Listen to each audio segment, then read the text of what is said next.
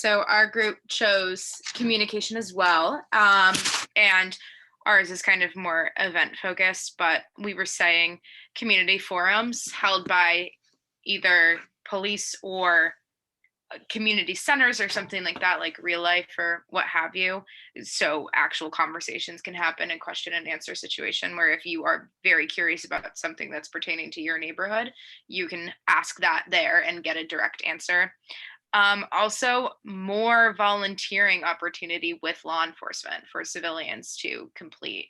So, because I mean, we have so many people that have community service, and I think that it would be an interesting way to pay respects back to those community service hours that are ordered to them, is to give them to law enforcement and actually see from a different perspective where that's coming from.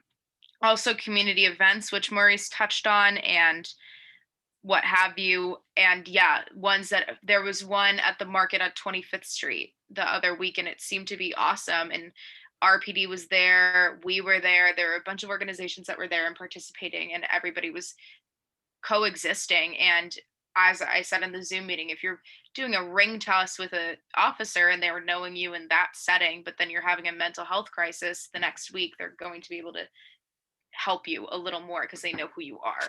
They know the type of person you are.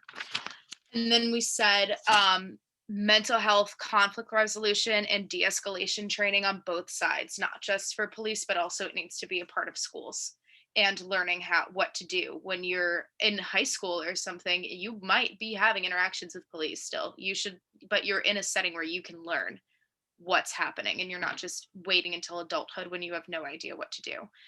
And then moving officers around to different districts to prevent burnout, because if you're working a high intensity district every single day, you're growing a harder heart. So, and you might not have the same tolerance as if you had a couple days off versus working in that one environment over and over. And then education by social media, online forums, or even on foot on new laws. So we said July 1st, a bunch of new laws are coming into place. You probably won't know about them unless you're Googling that and you know that that's going to happen and you're reading up on that. But it also is good for officers to have that face-to-face interaction of handing out a flyer and saying, hey, this is what's going to happen. Be ready for it.